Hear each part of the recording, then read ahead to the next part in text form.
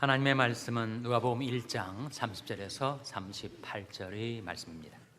천사가 일러 가로되 마리아여 무서워 말라. 내가 하나님께 은혜를 얻었느니라. 보라 내가 수태하여 아들을 낳으리니 그 이름을 예수라 하라. 저가 큰 자가 되고 지극히 높으시니 아들이라 일컬을 것이요 주 하나님께서 그 조상 다윗의 위를 저에게 주시리니 영원히 야곱의 집에 왕노릇 하실 것이며 그 나라가 무궁하리라. 마리아가 천사에게 말하되 나는 사내를 알지 못하니 어찌 일이 있으리이까. 천사가 대답하여 그러되 성령이 내게 임하시고 지극히 높으시니 능력이 너를 덮으시니 이러므로 나실 바 거룩한 자는 하나님이 아들이라 일컬으리라. 보라 내 친족 엘리사벳도 늙어서 아들을 배었느니라. 본래 수태하지 못한다던 이가 이미 6달이 되었나니 대저 하나님의 모든 말씀은 능치 못하심이 없느니라. 다 같이 읽으시겠습니다. 마리아가 가로되 주의 계집종이오니 말씀대로 내게 이루어지이다 하매 천사가 떠나가니라. 아멘. 할렐루야. 저희 평강의 복을 기원하는 마음으로 샬롬 인사 나누시기 바랍니다. 샬롬. 샬롬. 다시 한번 인사 나누실 때 메리 크리스마스 인사 나누시기 바랍니다. 메리 크리스마스. 메리 크리스마스. 오늘은 구세주가 탄생하신 예수 그리스도의 성탄을 기념하는 주일입니다. 구세주의 탄생에 비밀이 있습니다. 그가 태어나시기 전에 천사가 마리아에게 임하였어요. 그 천사 이름이 나오는데 바로 가브리엘, 하나님을 지근거리에서 모시고 섬기는 가브리엘이 마리아에게 나타나서 보라 내가 수태하여 아들을 낳을 것이라. 소위 말하는 수태고지를 하게 된 것입니다. 마리아가 대답하기를 내가 사내를 알지 못하는데 어찌하여 이런 일이 있을 수가 있겠습니까? 사도신경 가운데 전능하사 천지를 만드신 하나님 아버지를 내가 믿사오며 그 외아들 우리 주 예수 그리스도를 믿사오니 이는 성령으로 잉태하사 동정녀 마리아에게 나시고. 그것이 우리 주 예수 그리스도의 탄생의 비밀이에요. 구세주는 어떻게 이 세상에 탄생하셨으며 구세주 탄생의 목적이 무엇인가를 함께 말씀을 통해서 생각해 보시겠습니다.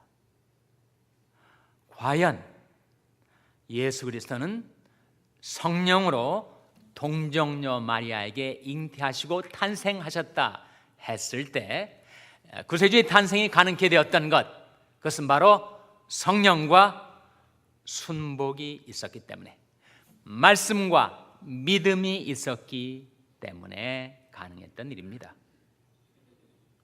제가 사내를 알지 못하는데요, 천사의 대답이 성령이 내게 임하시고 지극히 높으신 자의 능력이 너를 덮게 되어서 내가 한 생명을 잉태 출산하게 될 것이다 라고 말씀했을 때 우리 주 예수 그리스도의 몸은 성령으로 동정녀의 태에서 잉태된 것입니다.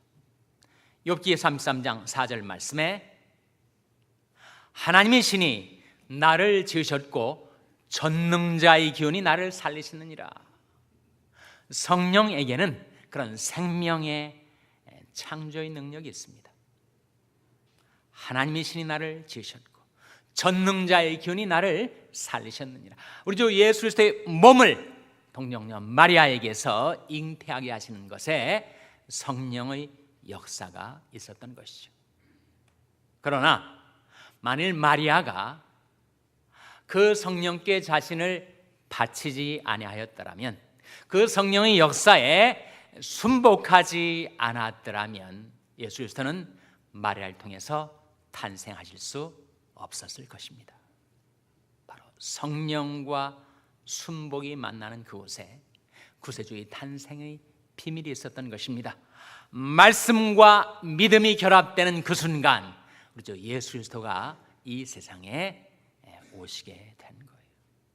대저 하나님의 모든 말씀은 능치 못하심이 없느니라. 누가복음 1장 37절이죠. 한번 같이 읽겠습니다. 누가복음 1장 37절 말씀 시작. 대저 하나님의 모든 말씀은 능치 못하심이 없느니라. 그 하나님의 전능한 말씀, 창조의 말씀이 임했을 때 마리아 그것을 믿었기 때문에 구세주가 잉태되시게 된 것이죠. 만일 결혼을 하지 않은 상태로 생명을 잉태했다는 것이 드러나게 되면 마리아는 돌에 맞아 죽게 되어 있었습니다. 죽음을 무릅쓰고 마리아가 그 말씀에 자신의 믿음을 결합하는 거죠. 38절 말씀 같이 읽겠습니다. 38절 말씀 시작. 마리아가 가로되 주의 계집종이오니 말씀대로 내게 이루어지이다 하며 천사가 떠나가니라. 그래서 구세주의 탄생은 어떻게 가능케 된 것인가? 성령과 순복이 만났을 때, 말씀과 믿음이 결합되었을 때 거기에 구세주의 탄생이 가능케 된 것이었습니다. 그렇다면 구세주 탄생의 목적은 무엇인가? 목적은 뭐죠? 예수라는 이름의 뜻이 뭐라고요? 예수라는 이름의 뜻이 무엇입니까? 바로 구원 아닙니까? 아들을 낳으리니 이름을 예수라 하라. 이는가 자기 백성을 저희 죄에서 구원할 자이심이라. 예수라는 이름의 뜻은 구원인데 과연 구세주 세상을 구원하시는 주님이 우리를 어디에서 구원하시기 위하여 탄생하신 것입니까? 바로 죄에서. 이는가 자기 백성을 저희 죄에서 구원할 자이십니다. 인생의 모든 불행과 비극은 죄에서 나오는 것입니다. 모든 문제는 죄의 문제로 귀결이 됩니다. 왜 인생이 망가지는가? 건전했던 인생이 왜 망가지죠? 죄 때문에 망가집니다. 평화로웠던 가정이 왜 불화하게 되는 것입니까? 죄 때문에 불화하게 되는 것입니다. 안전하다, 평안하다 그렇게 살아가던 나라에 왜 환난과 고통이 임하게 되는 것입니까? 왜 평화가 사라져 버리는 것이죠? 바로 죄 때문에. 그래서 구세주가 탄생하신 것은 우리를 죄에서 구원하시기 위하여. 사람은 다 자기가 자기 인생의 주인이라고 생각을 해요. 자기 인생의 운전대를 자기가 쥐고 운행해 간다고 생각을 합니다. 그러나 말씀의 거울에 비추어 본 나의 실상, 예수님께서 진실로 진실로 내게 이르노니 죄를 범하는 자마다 죄 종이라. 내 인생의 주인은 내가 아니라 죄였습니다. 나는 죄가 이끄는 대로 죄에 사로잡혀서 죄 장악을 당하고 죄 지배를 당한 채 그렇게 죄에 끌려서 살아왔었어요. 그것을 인간의 의지와 노력으로 스스로 그 죄의 결박에서 자기를 자유케 할 수가 있는가? 불가하다. 경험적으로 우리가 알고 있습니다. 심각한 성중독, 알코올 중독, 마약 중독, 도박 중독에 사로잡힌 사람이 자기 의지와 결심으로 그 죄의 결박에서 스스로를 풀어낼 수가 있어요? 그러나 아들이 너희를 자유케 하면 너희가 참으로 자유하리라. 우리 주 예수 그리스도께서 내게 오실 때 주님은 나의 모든 죄의 결박 끊어주시고 풀어주시고 나를 자유케 해주시는 분. 아들이 너희를 자유케 하면 너희가 참으로 자유하리라. 여러분, 모든 죄의 배후에는 간악한 마귀가 도사리고 있습니다. 간악한 마귀가 시험에 들게 하고 죄에 사로잡히게 만들고 파멸을 향하여 우리를 끌어가고 있는데, 그 간악한 마귀를 상대해서 우리 스스로의 힘으로 이겨낼 수가 있을까요? 나보다 훨씬 힘이 세고 능력이 많고 지혜도 많고 괴계도 많은 그 마귀 관계를 나 스스로의 힘으로 당해낼 수가 있어요? 그런데 요한일서 3장 8절 말씀에 하나님의 아들이 나타나신 것은 마귀 이를 멸하려 하심이라. 예수님만이 마귀를 멸하실 수가 있는 것입니다. 도적이 오는 것은 도적질하고 죽이고 멸망시키려는 것뿐이요, 내가 온 것은 양으로 생명을 얻게 하고 더 풍성히 얻게 하려는 것이라. 인생을 비참하게 만드는 것은 죄입니다. 내 마음을 어둡게 만드는 것은 죄예요. 내게 있었던 모든 기쁨을 다 빼앗아가는 것, 죄입니다. 근데 예수님이 내게 오실 때 내게 생명도 주시고 기쁨도 회복시켜 주시고 풍성한 삶도 살 수 있게 해주신다. 주를 기뻐하는 것이 너희 힘이니라. 그런데 예수님은 2000년 전에 이 세상에 오셨잖아요. 2000년 전 유다 땅 베들레헴에서 탄생하신 예수님, 그 시공간적으로 너무 나랑 간격이 많습니다. 이스라엘 땅에 우리가 살고 있는 거 아니고 또 우리가 21세기를 살고 있으니 그 시간과 공간의 그 거리를 어떻게 메꿀 수가 있는가. 그래서 예수님이 우리에게 성령을 보내주신 거 아닙니까?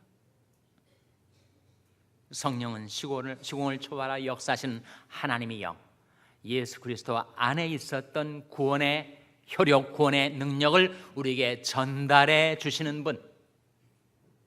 그래서 지금도 죄의 사슬에 매여 고달픈 인생을 살고 있는 우리들에게 성령이 임하실 때 우리에게 자유함이 있게 됩니다. 고린도서 3장 17절 말씀에 주는 영이시니 주의 영이 계신 곳에는 자유함이 있느니라. 우리가 다 수건을 벗은 얼굴로 거울을 보는 것 같이 주의 영광을 보매 저 같은 형성으로 화하여 영광으로 영광에 이르니 곧 주의 영으로 말미암음이니라. 그러므로 이제 그리스도 예수 안에 있는 자에게는 결코 정죄함이 없나니 이는 그리스도 예수 안에 있는 생명의 성령의 법이 죄와 사망의 범에서 너를 해방하였습니다. 생명의 성령의 힘이 죄와 사망의 힘에서 나를 해방시켜 준 거예요. 그래서 인간을 죄에서 구원해내고 자유케 해주시는 분은 바로 예수, 성령, 그리고 말씀입니다.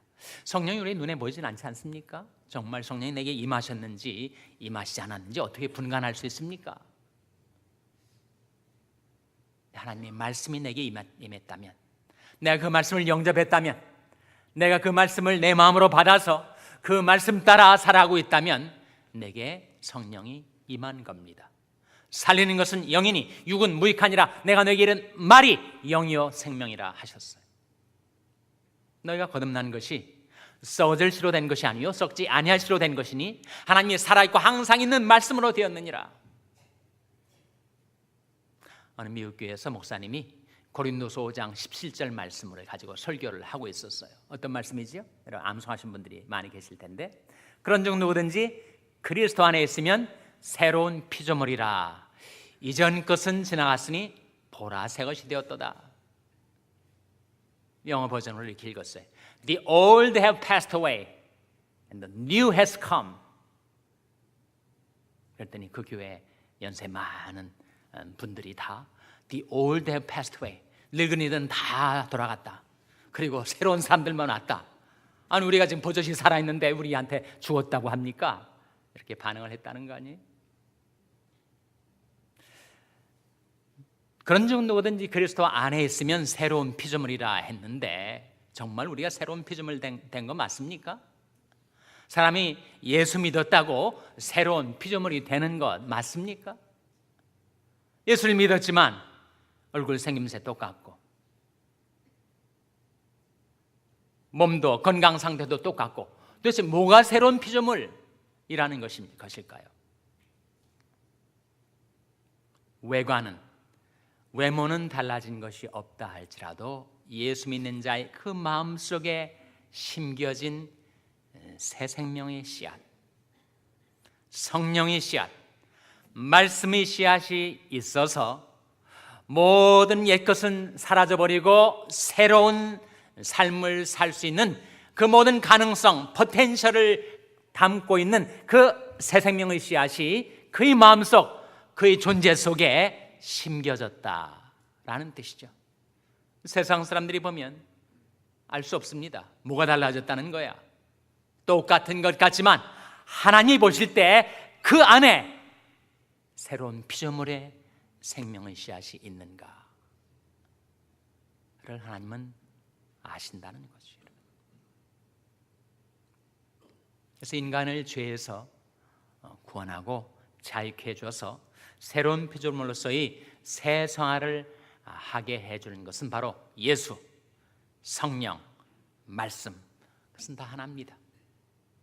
그런데 내가 정말 새로운 피조물로서 살아가는가 그렇지 않은가 하는 것은 내가 어떤 생각을 품고 살아가는가에 달려 있는데, 육신을 좇는 자는 육신의 일을, 영을 좇는 자는 영의 일을 생각하나니 육신의 생각은 사망이요 영의 생각은 생명과 평안이니라.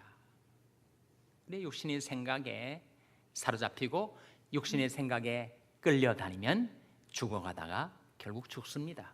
육신의 생각은 사망입니다.